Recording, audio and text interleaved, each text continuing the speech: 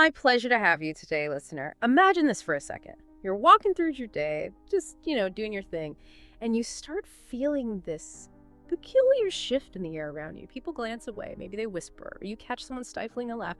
You know something is wrong, like deep down you feel it, but you have absolutely no idea what it is. Now, what if the very thing causing all that reaction was actually stuck to your back? Totally invisible to you, but shaping every single interaction without you even knowing. How would that change your world? Welcome to Enchanted Life Inside.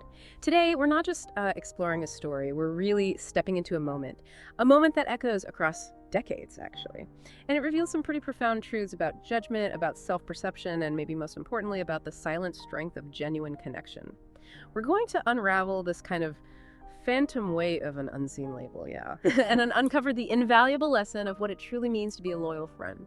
So this deep dive today, it takes this really powerful personal narrative, a story Michael shared with us, and honestly, it resonates with so many of our own hidden experiences, right? And we're cross-referencing it with, a compelling stack of sources. We'll be drawing insights from people like Dr. Carol Dweck, her research on mindsets, groundbreaking stuff. Absolutely. And Irving Goffman, too. His foundational work on stigma and social interaction is so relevant here. Exactly. And Mihaly Csikszentmihalyi's concept of flow state that comes into play.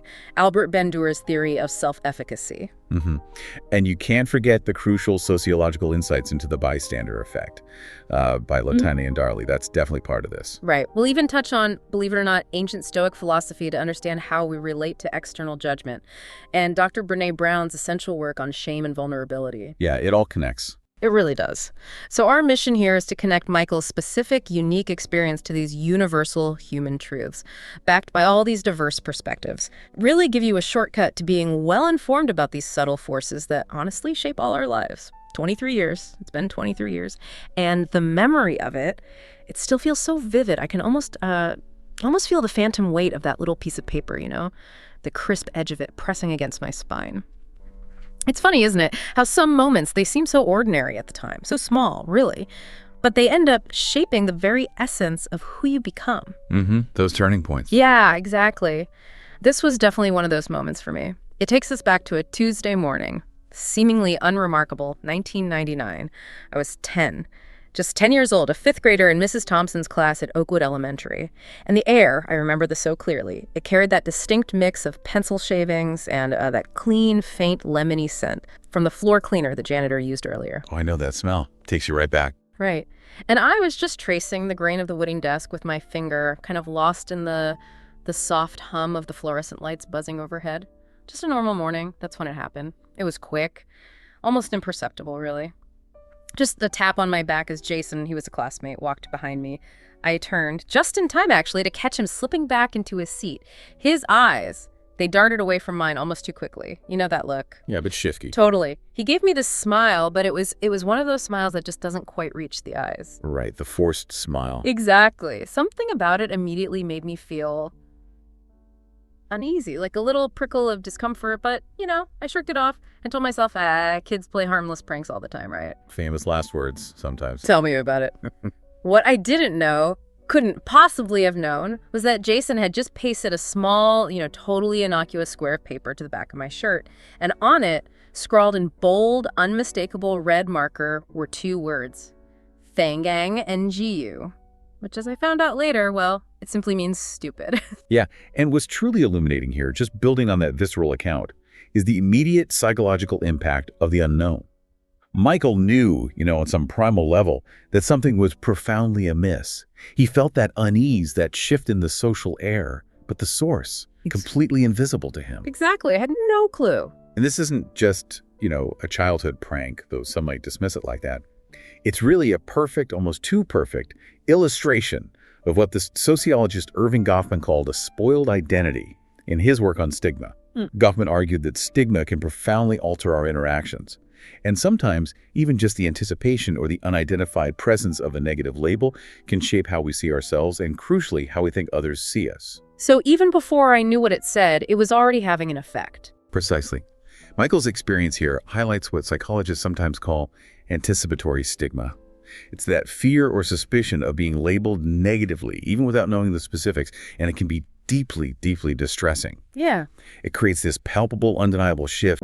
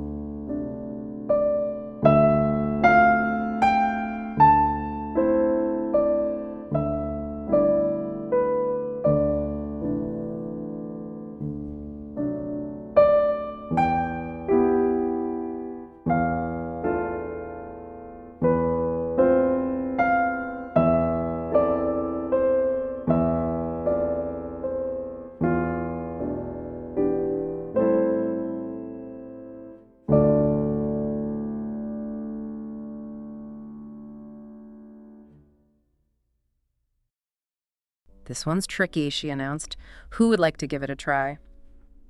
And the classroom, which just moments before had been full of whispers, it fell completely silent. I watched as my classmates just instinctively sank lower in their seats, their gazes glued to their desks, meticulously avoiding any eye contact with Mrs. Thompson. The classic classroom move. Avoid the gaze. Totally. But even with that knot of anxiety still churning in my stomach, I knew I could solve it. Math had always been my unwavering refuge. A place where the rules were clear, answers were either right or wrong, no confusing, murky, gray areas, just logic.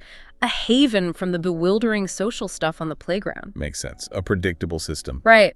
So, despite the growing discomfort, despite that still present hum of unseen judgment, I raised my hand, and honestly, it felt like an act of profound personal courage against this invisible, unspoken adversary. You know, Michael's experience there, it really mirrors the very real struggles so many adults face. Often in more subtle ways maybe, but equally impactful. That feeling of being othered, right? Of being judged by some unspoken consensus or being the subject of a silent agreement. It can be incredibly isolating. Yeah. And his anxiety, it isn't just a childhood emotion. It's a perfectly natural human response to feeling excluded and targeted, especially when the why remains completely unknown. Our minds, they're kind of designed to seek patterns and explanations, right? And when they find none, anxiety just flourishes. It's sometimes called ambiguity aversion. We instinctively dislike situations with uncertain outcomes. So Michael's desire for the clarity of math, totally understandable. That makes so much sense. And what's also profoundly important here, and really resonant for all of us, I think, is the power of having a refuge. Michael's love for math gave him this mental sanctuary, right? A space where the external chaos, the bewildering social dynamics, they just couldn't penetrate. It really did feel like that. And it's an excellent example of what the psychologist Mihaly Csikszentmihalyi famously called a flow state, that state of complete absorption in an activity, intense focus, enjoyment. You lose self-consciousness. Right. In that state, external distractions just diminish. And Michael could leverage his internal sense of competency. This connection to flow, it also builds self-efficacy, like Albert Bandura talked about your belief in your own ability to succeed. Right, like I knew I could do the math. Exactly. For Michael, math wasn't just a subject. It was a domain where he could assert his capability. And this highlights, for all of us, the critical importance of finding those spaces or skills in our adult lives. Whether it's a passion, a hobby, professional expertise, maybe even a community where we feel truly seen and valued, these refuges are essential. They're like mental fortresses against external pressures and those insidious whispers of self-doubt. So this raises an important question, I think, for you, listener. What are your own math classes? Where do you feel most competent, most certain? Where do the rules make sense? And you can find that clarity amidst the confusion and noise of the world. That's a great question. Identifying those anchors can be such a powerful tool for resilience. So I stood up and I began that walk, felt like the longest walk ever, to the front of the room. I could feel dozens of eyes just on me, piercing right through me. I could still hear the muffled snickers, like little sharp jabs, following me, echoing with every step. My cheeks were burning, like physically hot with embarrassment and confusion. My mind was just racing, desperately trying to find an explanation for why everyone was finding me so amusing. Was my fly unzipped? Did I have something stuck in my teeth? Some piece of breakfast I desperately wanted to ask, just shattered the silence and demand an answer, but the words, they were heavy with apprehension, just caught in my throat, refused to come out. So I forced myself to focus. Stepped up to the board, picked up the chalk. Its familiar texture was actually a small comfort, and I began to solve the problem. And it was like a switch flipped inside my head. The laughter, the whispers, the burning cheeks, all of it just started to fade, receded into this distant background hum. The flow state kicking in. Totally. The numbers, the variables, the clean, undeniable logic of math, it all just flowed from my mind to my hand, like a familiar song. For those few minutes, nothing else existed, just me and the problem. A whole universe contained in those equations on the chalkboard. It was profound, almost an out-of-body experience of just pure focus. When I finally finished, wrote the final correct answer, there was this moment of just breathtaking silence. Stretched on, felt like forever. Then Mrs. Thompson's face just broke into this radiant, beaming smile. Her eyes crinkled at the corners. "Excellent work, Michael," she announced, her voice ringing with genuine pride. "Class, let's give Michael a round of applause for solving this challenging problem." And the applause, it started tentatively, a scattering of hesitant claps. But then, like a dam had broken, it grew stronger, more confident, filled the room. That must have felt good. Oh, amazing. Relief just washed over me. But as I turned to walk back to my seat, Mrs. Thompson gently placed a hand on my shoulder, stopping me. "There's something I need to show you," she said softly. Her voice now carried a different tone, more serious. With this really delicate touch, she reached behind me and carefully peeled off the paper. I watched her expression so intently as she read the words on it. Her face, which just moments before was beaming with pride, it slowly shifted, moved from gentle understanding to concerned contemplation, and then, unmistakably, to this look of profound disappointment. Wow, a silent message in itself. Absolutely. It was this silent, powerful transformation that conveyed more than any words could have. She didn't react with anger, didn't raise her voice. Instead, her calm, measured response was even more striking. "Claire," she asked, her voice steady, deliberate, "would you please get me some tape?" Ah, methodical. Yeah.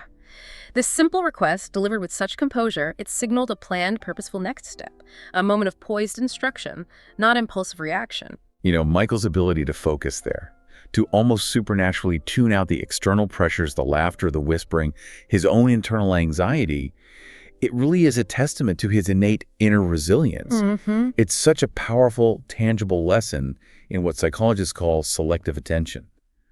Our brain's capacity to filter out distracting stuff and concentrate on a specific task. And that's often amplified when the task provides intrinsic reward or a sense of mastery, just like Michael found in math. Right. And what he demonstrated was also a form of cognitive reappraisal. It's a technique for emotional regulation where you actively reinterpret a situation to change its emotional impact.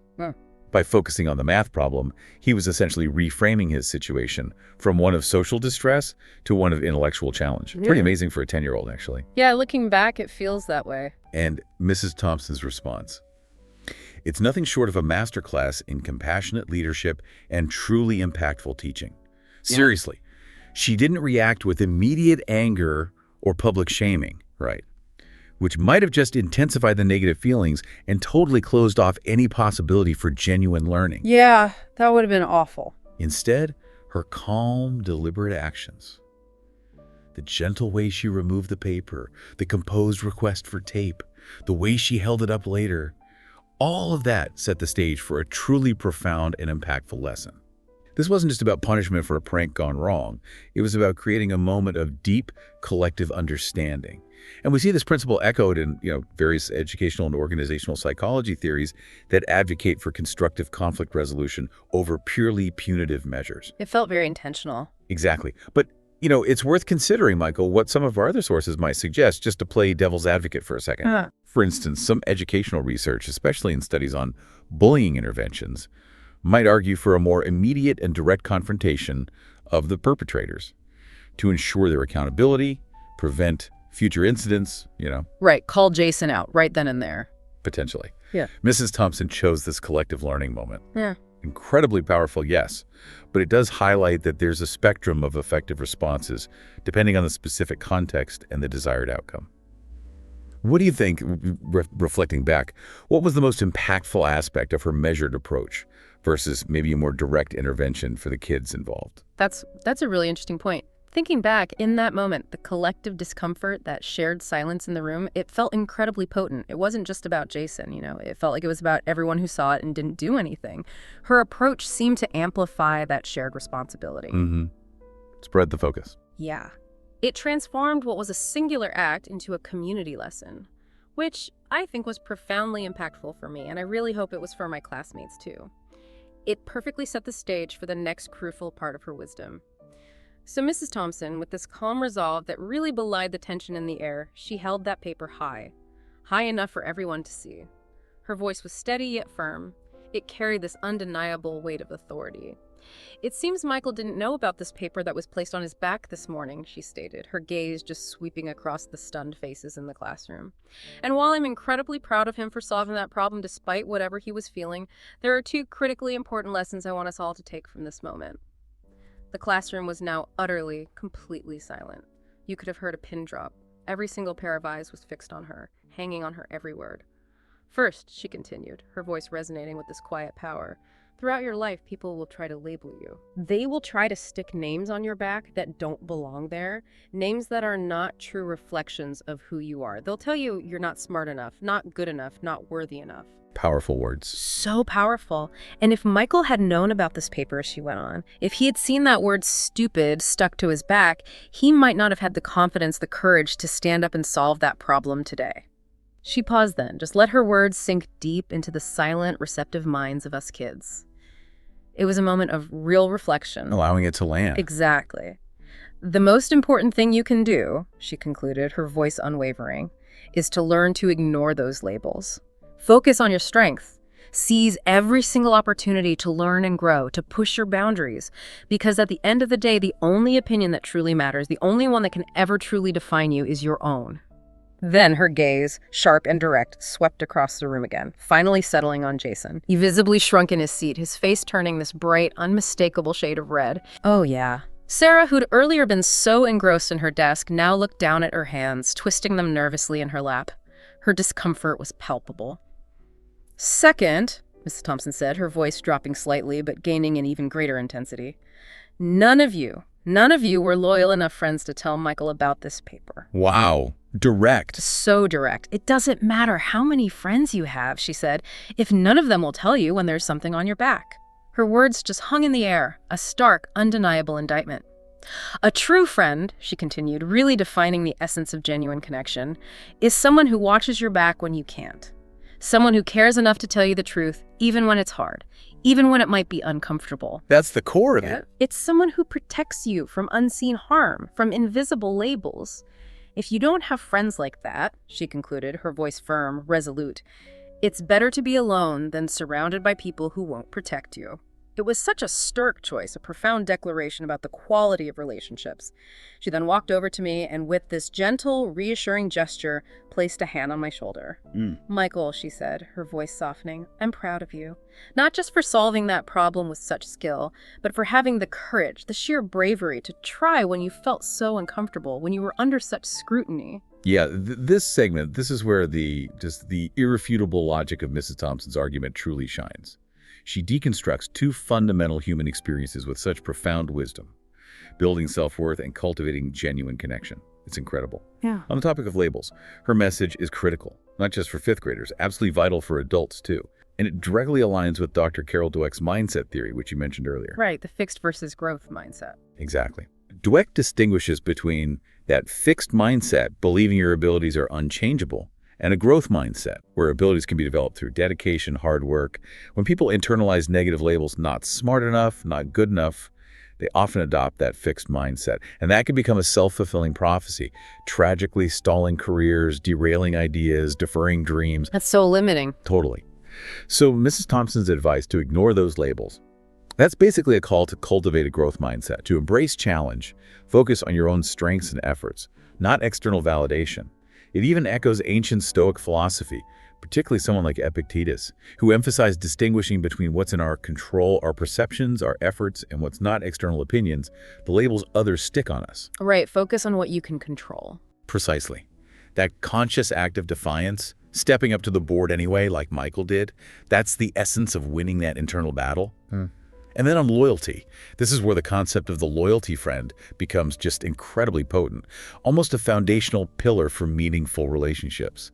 Mrs. Thompson's powerful indictment, none of you are loyal enough friends, that directly addresses the bystander effect, that well-documented phenomenon from Latana and Darley. Ah, right, where people don't help if others are around. Exactly. They showed individuals are less likely to offer help to a victim when other people are present. Why? Well, partly a diffusion of responsibility. Someone else will do it, and partly the influence of social norms, or conforming to the group's inaction. So everyone just kind of froze. Pretty much. In that classroom, each student likely assumed someone else would intervene, or they conformed to that unspoken group inaction, even if, deep down, they knew it was wrong. This also ties into social conformity, adjusting your behavior to align with the group, often just to fit in or avoid discomfort. Mrs. Thompson highlights that true friendship isn't about popularity contests. It's about integrity, trust, mutual respect. A true friend provides that vital, sometimes uncomfortable truth. The hard truth. The hard truth. They're the ones who'll tell you when there's something on your back, even if it's awkward, because they care more about your well-being than their own momentary comfort. And that requires what Dr. Brene Brown calls moral courage, the willingness to speak your truth, even when it's hard, and to be vulnerable in doing it. This isn't just about childhood pranks, obviously. It's about the kind of profound relationships that foster trust, encourage growth, provide genuine protection in adulthood. If we think about this in like a critical debate mode, Mrs. Thompson is preemptively dismantling the flawed logic of just being a passive spectator. She's asserting that inaction, when you see injustice or subtle harm, is itself a form of betrayal, a failure of true friendship. Wow, that's a strong take. It is. Now, her better to be alone statement, it's powerfully rhetorical, right? But our sources on social support systems do emphasize the critical importance of having some reliable connections. Okay, so not literally alone. Probably not literally, no. Perhaps a more nuanced interpretation is. It's better to cultivate a small circle of genuinely supportive, truth-telling allies than to be surrounded by many superficial acquaintances who will just fail you when you need them most. Which brings us back to the listener. Think about your own friendships. Are you surrounded by people who would tell you the hard truth, even when it's uncomfortable? Or those who just let you walk around with an unseen label, pretending not to notice? That's a question worth sitting with. Definitely. The quality of our lives is so often directly reflected in the quality of our truest connections. Later that afternoon, as the school day was finally ending, we were packing up our books. Jason, his shoulders kind of slumped. He approached me. "I'm sorry," he mumbled. His voice was barely audible and his eyes steadfastly avoided mine. I didn't think it would go that far. I just nodded. Wasn't entirely sure how to respond or even what to say in that moment. But something profound had shifted inside me that day. I realized with this clarity that kind of belied my 10 years that I didn't need the approval of everyone in that room. What truly mattered was staying true to myself, to my own internal compass, even when others tried to make me feel small or diminish my worth. A huge realization for a kid. That's the beginning of self-efficacy right there. Yeah, I think so. That internal shift, I understand now, was the start of that journey. Years passed, blended into decades, really. And then one day, I found myself standing on a stage accepting my doctorate in mathematics. Wow, full circle. Yeah, and in that moment of, profound achievement, this quiet thought just surfaced, brought me right back to that small, almost forgotten piece of paper. It was such a potent reminder. How many times since that fifth grade classroom had people tried to stick new labels on my back? Mm-hmm. They keep coming. They really do. Not good enough, they'd say, or too quiet, can't handle the pressure, too focused on abstract theories. The list, as it often does, just goes on, evolves with each new challenge, each new context. But my response, forged in that fifth grade classroom with Mrs. Thompson, it remained consistent, unwavering. I just kept solving problems, both the mathematical kind and, life's complex equations. I kept showing up day after day, year after year, refusing to be defined by external perceptions. Well, holding on to that internal compass. Exactly. I kept believing in myself even when others didn't, holding on to that quiet confidence that Mrs. Thompson had helped me uncover. This persistence, this belief in my own capability, it became my bedrock. And to this day, it's a lifelong commitment for me. I make sure to be the kind of friend who genuinely watches people's backs. Literally and figuratively. When I see someone struggling with something, they can't see themselves, whether it's a hidden insecurity, a missed opportunity, or just, a metaphorical piece of paper, I speak up. You became the loyalty friend. I try to be, because we all, every single one of us, needs someone who'll tell us when there's an unseen burden, someone who truly has our best interests at heart. Michael's journey from that 10-year-old boy to a doctor of mathematics, it really is the ultimate testament to the profound wisdom in Mrs. Thompson's first lesson. And it's such a powerful illustration of that growth mindset in action. Yeah. His success wasn't just achieved despite the labels. You could almost argue it was because he learned to ignore them, to cultivate that unwavering focus on his inherent strengths and capabilities. He really embodies the powerful principle that the external tags others try to stick on you don't define you. Your courage, your consistent willingness to show up and try, that's what truly defines you. His story just demonstrates such a clear path towards increased self-efficacy over time. Each problem solved, each challenge overcome, it reinforced his belief in his own abilities. And built on itself. Exactly. And this entire story, when you look at its culmination, it serves as this powerful call to action for empathy, for vigilance, and for proactivity in our relationships. Personal, professional, all of them. It's a profound understanding that being a truly loyal friend requires more than just passive presence. It requires active vigilance and the courage to speak truth, even if that truth might be uncomfortable for a fleeting moment. Right, that momentary discomfort. It's a small price to pay, isn't it? To save someone from a greater unseen harm. From the debilitating weight of an invisible label or a missed opportunity they can't see. This isn't about passive observation. It's about active care. About taking a stand for those you value. It really reflects Dr. Brené Brown's call to courage and vulnerability and connection. Life will always try to label you. The crucial question isn't whether those labels will inevitably appear, because, let's face it, they will. The question, listener, is whether you will let them define you. Will you allow them to stop you from stepping up to the board and solving your problem, whatever that may be in your life?